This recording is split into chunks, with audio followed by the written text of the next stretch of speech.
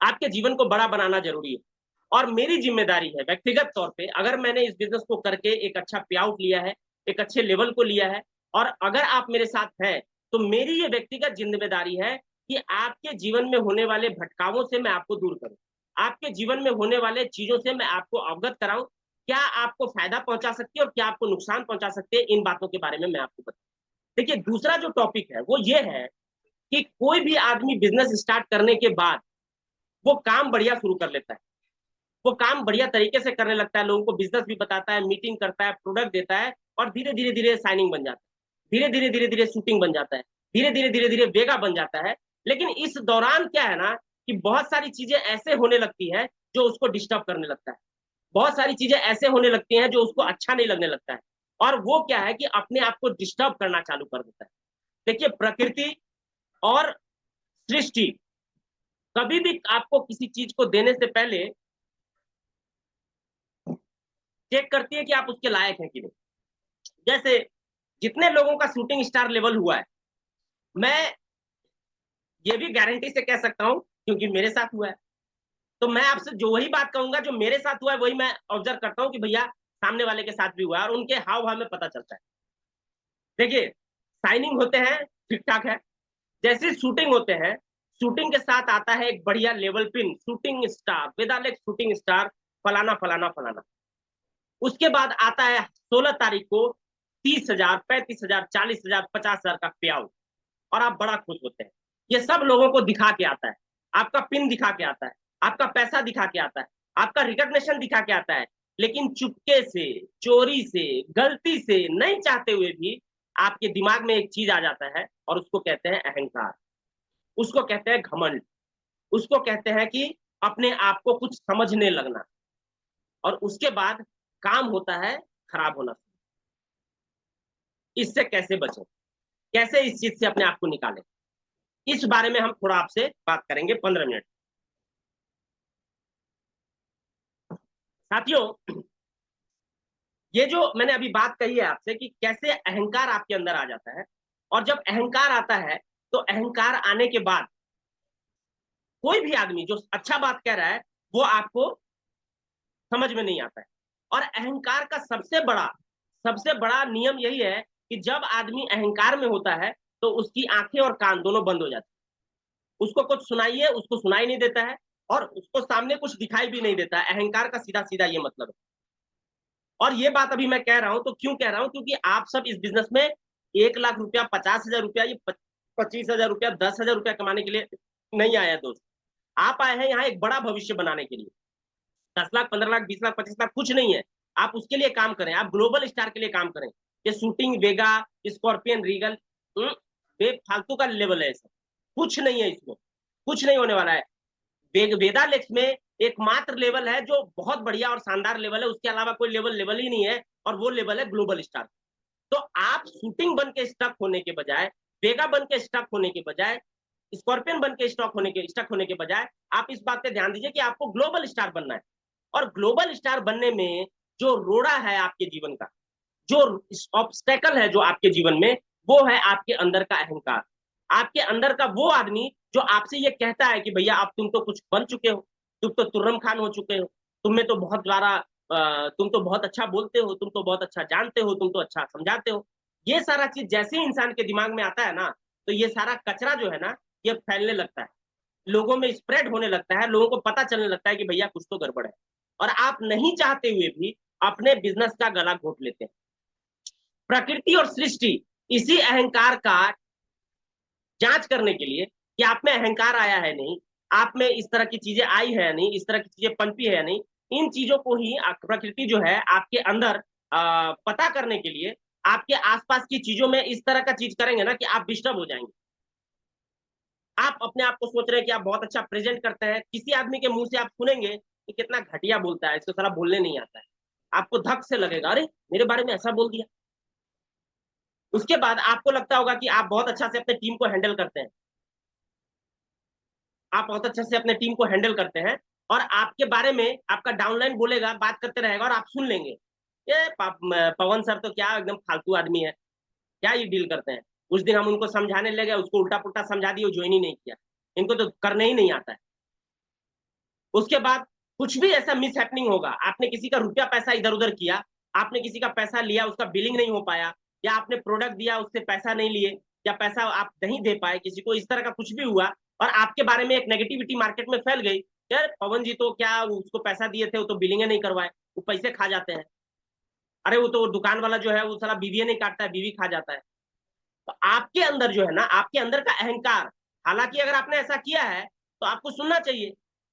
Simple सा चीज है, अगर आपके द्वारा किसी तरह की गलती हुई है तो आपको समझना चाहिए कि हाँ मेरे से गलती हुई है, लेकिन क्योंकि आप अहंकार में हैं, आपको लगता है कि आप बहुत बड़े तुर्रम खान हैं, इसके लिए ये चीजें आपको दिखती ही नहीं है, इसके लिए ये चीजें आपको सुनाई ही नहीं देती है, और आपको लगता है कि नहीं मेरे साथ तो गड़बड़ हो रहा है, ये मेरे साथ गलत हो रहा है, ये ऐसा नहीं होना चाहिए, क्यों लोग मेरे बारे में ऐसा कह रहे हैं, क्यों लोग मेरे बारे में ऐसा बता रहे हैं, मैं अब काम नहीं करूंगा, मैं मीटिंग में नहीं जाऊंगा, मैं ये नहीं करूंगा, मैं वो नहीं करूंगा।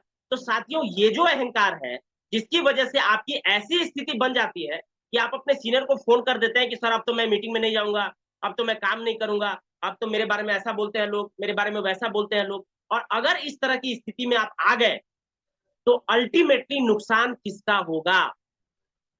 अल्टीमेटली नुकसान आपका होगा, या आपके पड़ोसी का होगा, या आपके अपलाइन का होगा, आपके डाउनलाइन का होगा, किसका होगा?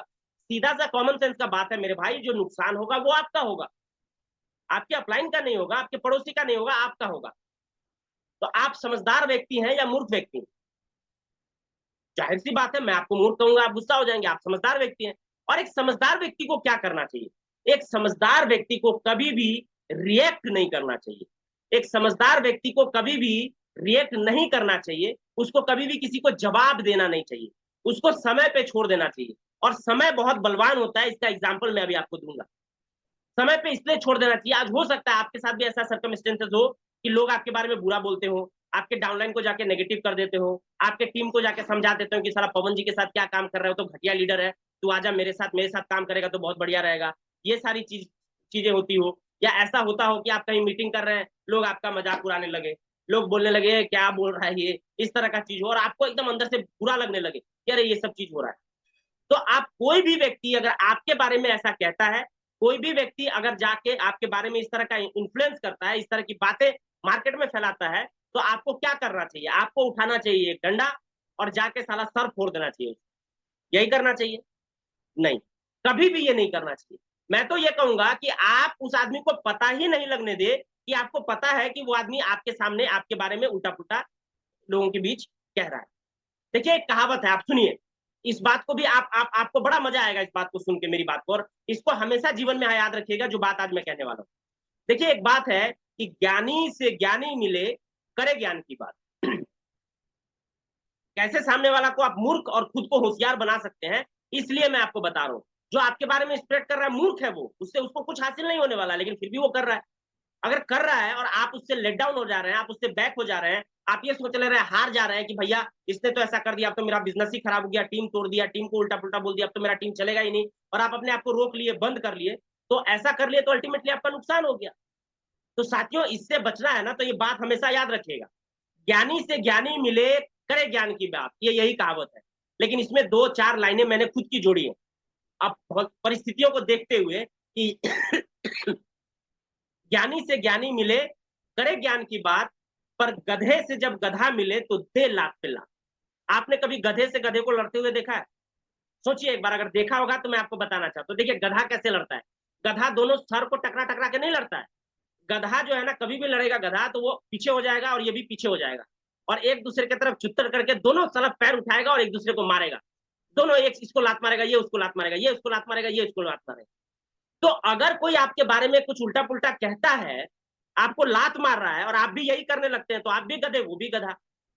तो समझिए कि ज्ञानी से ज्ञानी मिले, करे ज्ञान की बात, गधे से गधा मिले तो दे लात पे लात। और तीसरी बात समझ लीजिए, आप तक पहुंचे तो जीवन में हमेशा याद रखिएगा कि जब गधे से ज्ञानी मिले तो ज्ञानी रहे चुपचाप। समझे बात? ज्ञानी से ज्ञानी मिले, करे ज्ञान की बात, गधे से जब गधा मिले तो दे लात पे लात, पर गधे से जब ज्ञानी मिले तो ज्ञानी रहे चुपचाप। जो ज्ञानी आदमी होगा ना, वो चुपचाप रहिए, शांति से रहिए, आराम से रहिए। ये बहुत थोड़ा सा अंतर है चालाक और बुद्धिमान में। चालाक व्यक्ति में और बुद्धिमान व्यक्ति में बहुत थोड़ा सा अंतर होता है। चालाक कौन होता है? चालाक वो होता है कि आप किसी रास्ते से जा रहे हैं, उस रास्ते में आगे एक गड्ढा है, आप पीछे पीछे चल रहे हैं, आपसे आगे एक आदमी चल रहा है, वो आदमी गया उस गड्ढे में गिर गया। तो चालाक व्यक्ति देखता है कि वो आदमी गिर गया और वो सोचता है कि अरे बाप रे, इस रास्ते में गड्ढा है, मैं नहीं जाऊंगा। और वो चालाक होता है, वो साइड से निकल के पार हो जाता है, चला जाता है। ये चालाक व्यक्ति हुआ। अब बुद्धिमान व्यक्ति क्या हुआ? अब यही चालाक व्यक्ति का एक और बात सुनिए। अगर चालाक व्यक्ति कहीं दूसरी जगह जा रहा है रास्ते में और वो गड्ढे में गिर गया, तो वो चालाक व्यक्ति ये नहीं देखेगा कि मैं गड्ढे में गिरा, वो ये देखेगा कि भैया गड्ढा खुद किसने दिया, किसने मेरे को गिरा दिया, वो आर्ग्यू करने लगेगा। लेकिन बुद्धिमान व्यक्ति कौन होता है? बुद्धिमान व्यक्ति वो होता है कि वो जा रहा है और देखा कि आगे कोई गड्ढा में गिर गया, तो फिर वो साइड से निकल जाता है। लेकिन फिर दूसरे रास्ते से जब कभी वो जा रहा है और वो खुद गड्ढे में गिर गया, तो उसको समझ में आ गया कि साला इस रास्ते में गड्ढा है, अब कान पकड़ता हूँ, हाथ जोड़ता हूँ, भैया अब दोबारा जिंदगी में कभी इस रास्ते पे नहीं आऊंगा। ये हुआ बुद्धिमान। यानी चालाक व्यक्ति दूसरों की गलतियों से सीखता है और बुद्धिमान व्यक्ति हमेशा दूसरों की गलती के साथ साथ अपनी गलतियों से सीखता है। जो इंसान दूसरों की गलती से सीखता है वो चालाक, और जो खुद की गलती से सीखता है तो वो बुद्धिमान। आप भी बुद्धिमान बनिए। और मैंने भी उस वक्त यही चीज सोचा कि भाई गलती तो मेरे से हो रहा है, अब मेरे को या तो दोबारा करे या दोबारा ना करे। दोबारा करता, लोगों को दोष देता रहता, आज बिजनेस ठप हो जाता, कहीं धक्के खा रहा होता। लेकिन खुद को समझा लिया कि पवन तेरे में गड़बड़ी है, तू इस चीजों को करना बंद कर दे, और बंद किया, उसके बाद फिर राइज कर दिया। तो आप भी समझें कि आप में गड़बड़ी हुई है तो क्यों हुई है, और इसको ठीक करने की कोशिश करें। दूसरे को दोष मत दे।